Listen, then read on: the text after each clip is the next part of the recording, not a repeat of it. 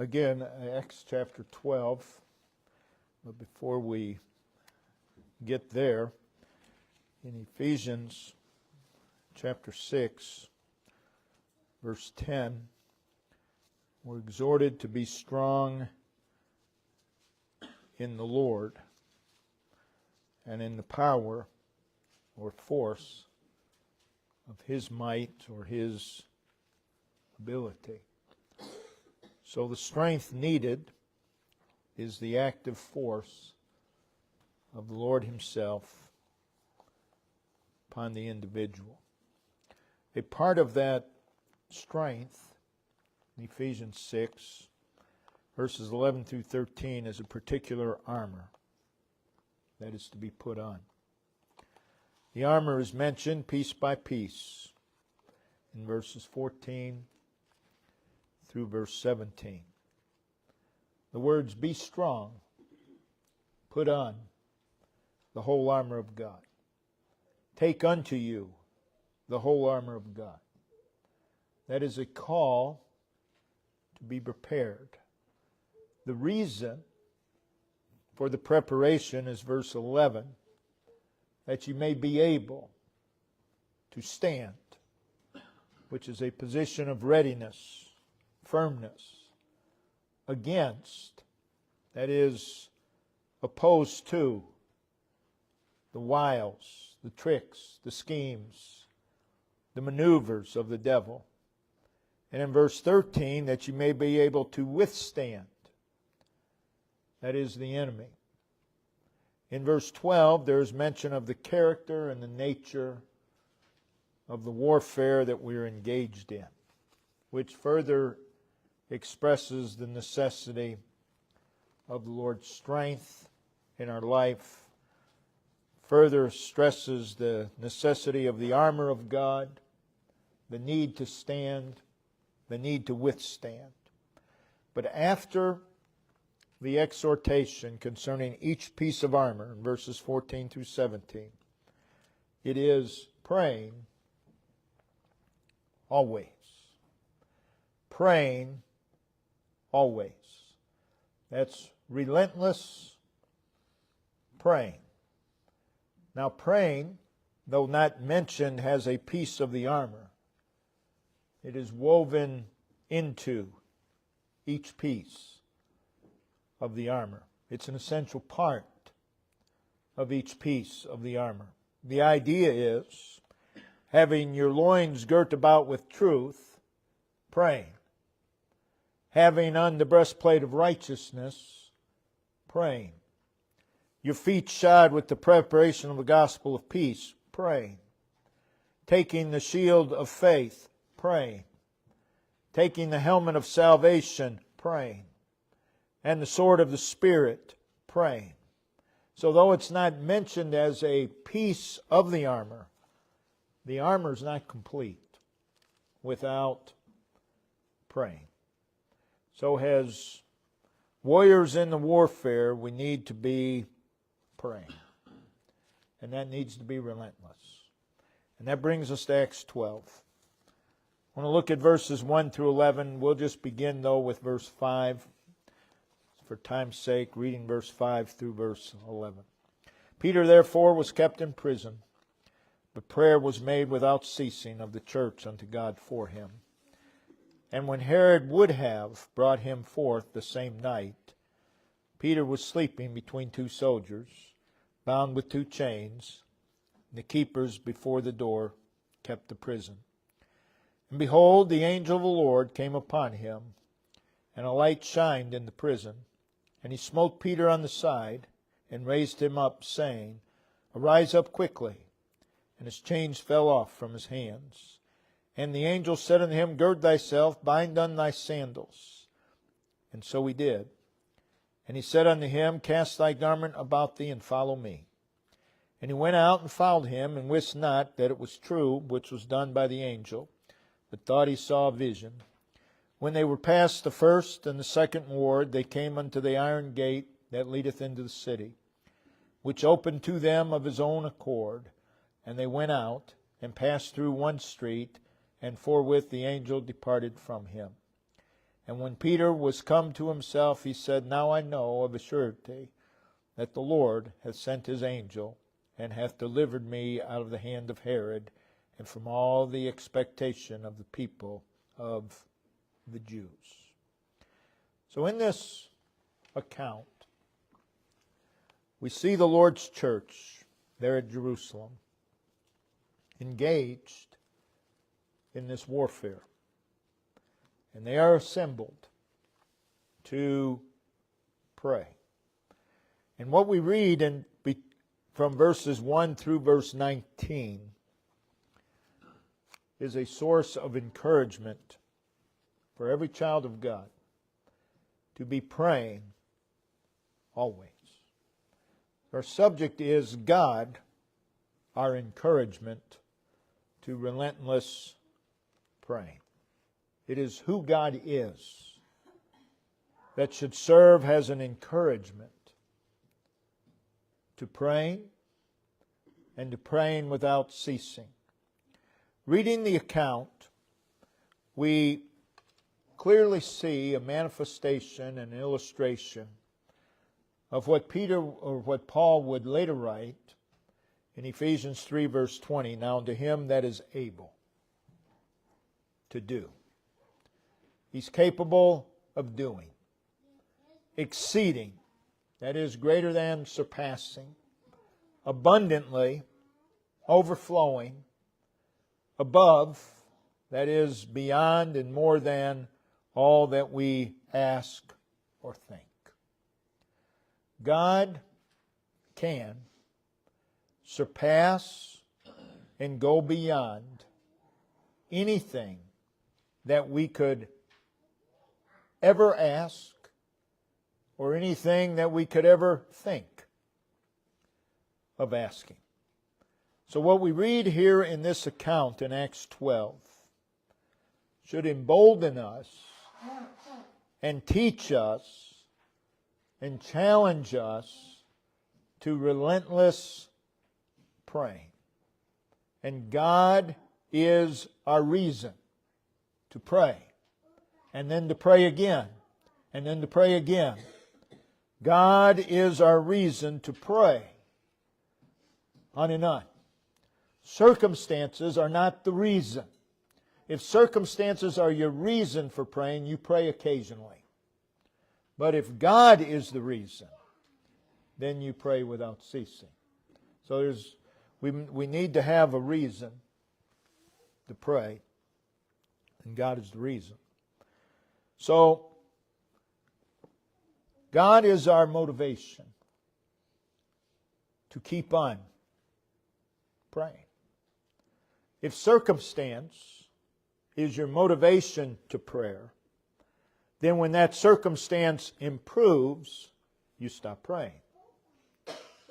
God is our motivation to keep praying. So in this message, we want to observe what God was doing while the church was praying. And what God was doing was unbeknownst to the church. They had no idea. They're praying for Peter. No doubt they're praying for his release. They had no idea while they were praying what God was doing. And what you see in the account is God working miracle after miracle. And again, all unbeknownst to those who were praying. My point is, how many times we stop praying because we don't see results? But you have no idea. We have no idea what God might be doing while we're praying. So we need to keep praying. Now notice several things. Verse 6, Peter was sleeping. That's a miracle. Peter was sleeping. He'd been arrested. He'd been thrown into prison. The order of execution had been signed. Peter was to die. And Peter was sleeping. This is extraordinary. And it's extraordinary, the fact that it's extraordinary is seen in the words, notice, the same night Peter was sleeping. The same night Peter was sleeping. That was a stressful night. It was a fearful night. But Peter was sleeping. That this was something extraordinary is also seen in the words, between two soldiers. The same night, Peter is sleeping between two soldiers. And then again, to show how extraordinary this is, bound with two chains. These are not conditions conducive to sleeping. But Peter was sleeping. Not only were these not conditions conducive to sleeping, but consider the personality of Peter. Impetuous. Certainly was not conducive to sleep under these conditions. But while the church was praying, the peace of God, which passeth understanding, came upon Peter. And I'm sure they prayed along those lines. Lord, help Peter. Give him peace. Cause him to feel your presence. And in spite of all that was going on, Peter says good night to the two soldiers that were chained to him, and he went to sleep. That's a miracle. Those who were praying did not know that Peter was sleeping. They did not know that the peace of God had come upon him. And we don't know. We don't know what God is doing behind the scenes. But we're to just keep on praying. Just keep on praying. Well, nothing's happening. And how do you know that? God was working. God was working. Secondly, notice verse 7.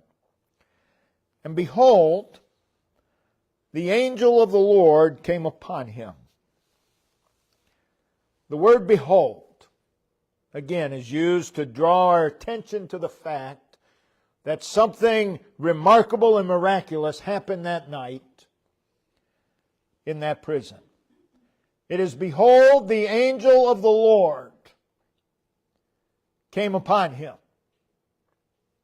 The prison walls, the gates, the locks, the guards were no barrier to the Lord. The angel of the Lord came upon him. He came right in and did as he pleased. And he did so without 16 soldiers on guard knowing a thing about it. That's a miracle. God is able. God is able. So keep on praying. Those who were praying did not know of this. They didn't know that the angel of the Lord was in that prison with Peter. And we don't know what God is doing behind the scenes.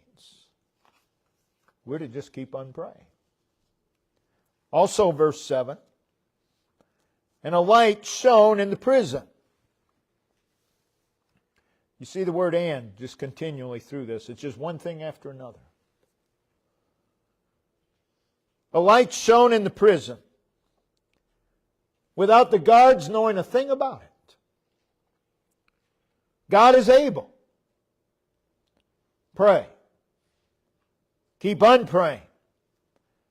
Those who were praying, they didn't know that while they were praying, a light shone in the prison. They didn't know that. They just kept praying. And we don't know what God is doing behind the scenes. Don't give up. Keep on. Keep on praying. You know when you should stop praying? When God tells you to stop. When God says you don't need to pray anymore for this. That's when you stop. Notice verse 7 again. And he, there it is again, and he, the angel, smote Peter on the side and raised him up. There's Peter, chained to soldiers. The angel of the Lord nudged is too weak, smote him on the side, where one of the soldiers were chained to him, and he awoke and stirred Peter without the guards knowing a thing about it. That's amazing. That's amazing. Unbeknownst to those who were praying for Peter, God is working miracles at that very hour within those prison walls. So pray. Pray some more. Keep on praying. Notice also verse 7. Saying, arise up quickly. This explains how Peter was raised up. The guards did not hear the voice. And notice, the angel of the Lord did not say, Peter, get up very slowly.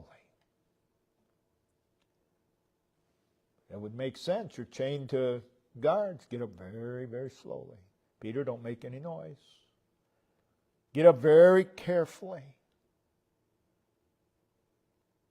Don't want to wake the guards. That's not what he said. He said, arise up quickly. Arise up quickly. And Peter stood upright,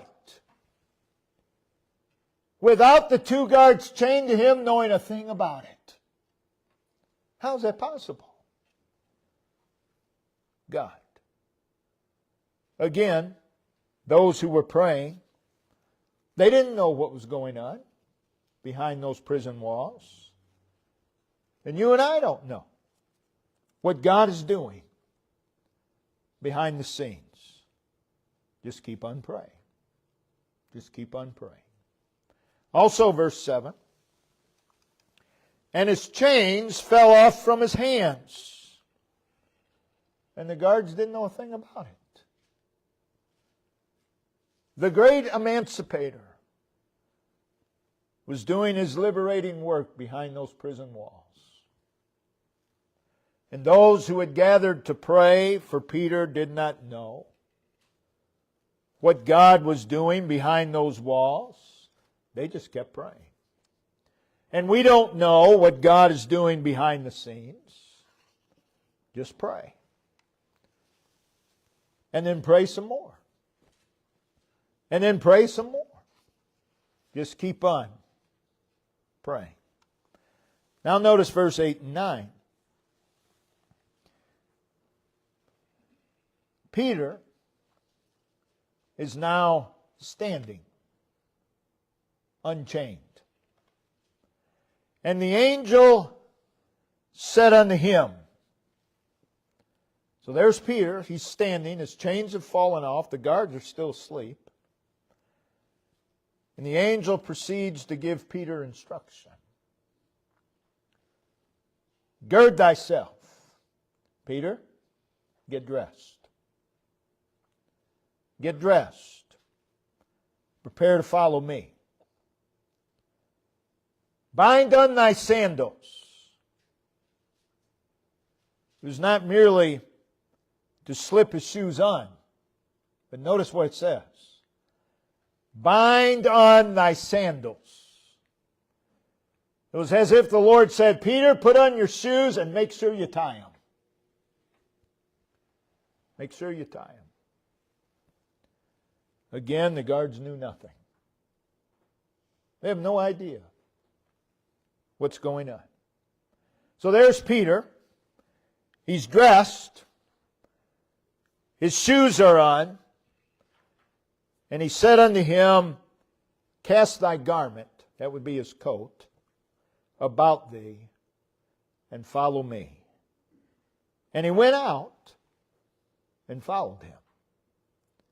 Notice verse 10. And they were past the first and the second ward, without anyone knowing a thing. They came unto the iron gate. That's quite an obstacle that leadeth unto the city, which opened to them of his own accord. And they went out and passed on through one street, and forthwith the angel departed from him. So down the corridors they go, past all the other cells, through the security wards, to the main gate of the prison. And there they stand before the barred and bolted iron gate, and the bolts slid back, the lock turned,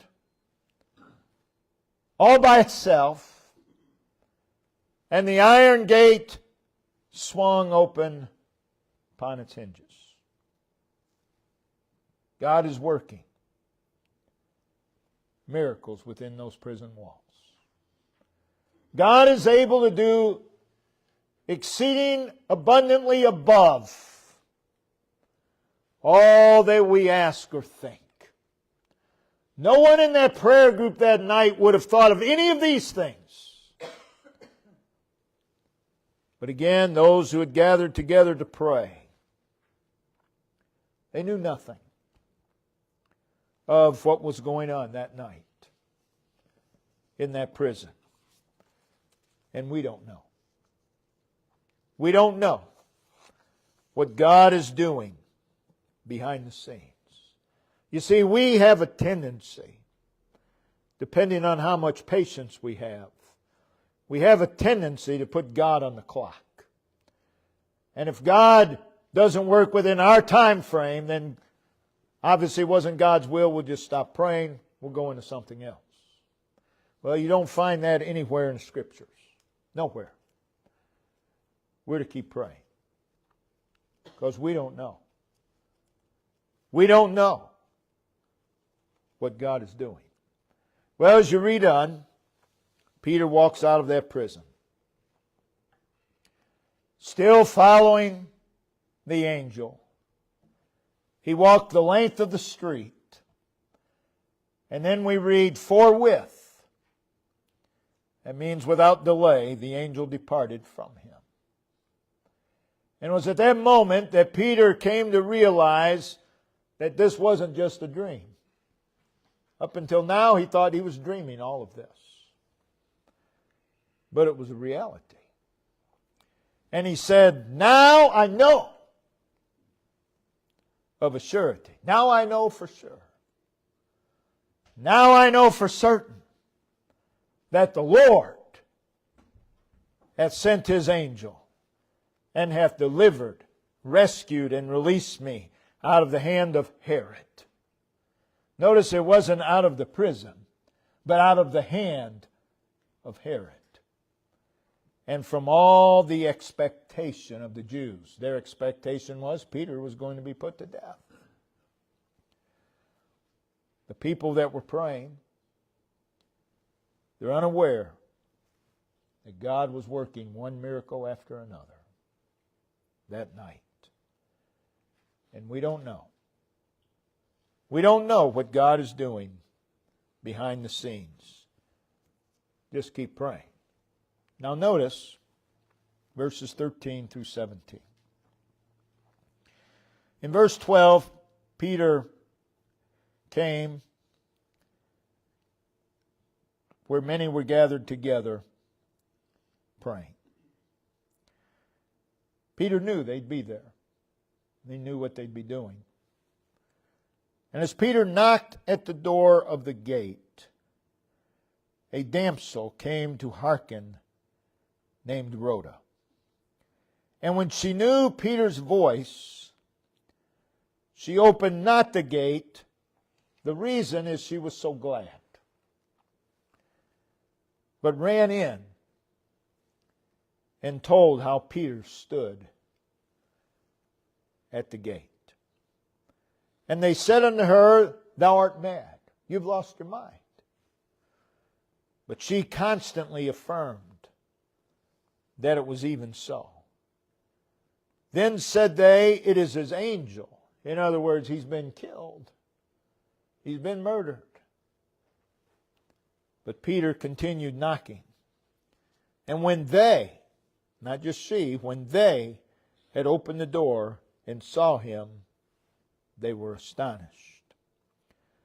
But he, beckoning unto them with the hand to hold their peace, be quiet, I've got something to say, declared unto them how the Lord had brought him out of the prison. I believe he went into detail, step by step, which we've already read, of everything that happened that night. And those people could say, wow, we had no idea. We had no idea. No, you didn't. And he said, Go show these things unto James. Now, this is a different James, of course. To the brethren. And he departed and went into another place. Now, as soon as it was day, there was no small stir among the soldiers what was become of Peter. Took the next day before they even realized Peter's gone. Verse 19.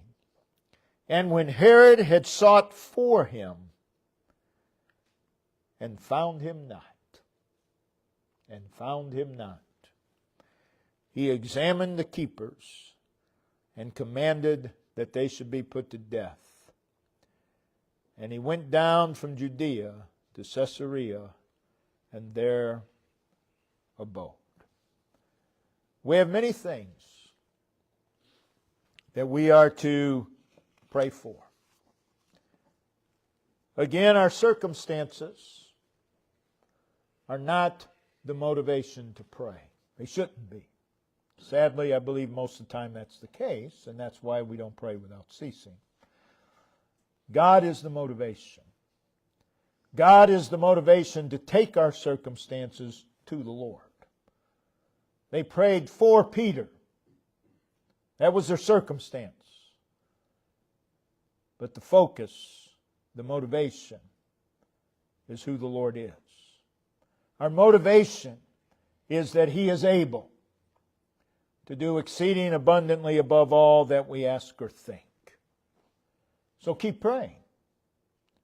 Regardless of the battle, regardless of the problem, regardless of the questions, regardless of the needs and the burdens and the obstacles, pray. Pray. And keep on praying. There may be an impassable river. There appears to be no way across. Pray. The thinking of God's people, for the most part, is, okay, there's this impassable river. It's obvious God doesn't want me to go this way, so God's telling me to go this way. Maybe God's just telling you to pray. Pray. Wait upon the Lord. Perhaps you're in the midst of a trackless wilderness. There appears to be no way out. Pray. And just remember, while you're praying, you have no idea what God might be doing. So what we read here is an encouragement. And God is our encouragement. To pray. And to pray relentlessly. God is our encouragement. To pray without ceasing. And again, that we might be a people. That it is our response to circumstances to pray. That's our response. And that once prayer has been made, it comes into being. We continue to pray. Now obviously, when Peter showed up at the house, they knew that God had answered their prayer. So there's no need to continue praying for that specific thing. But there's always something else. You never run out of things to pray for. Never. Just pray. Pray. Brother Ben, if you'll come and lead us in verse song.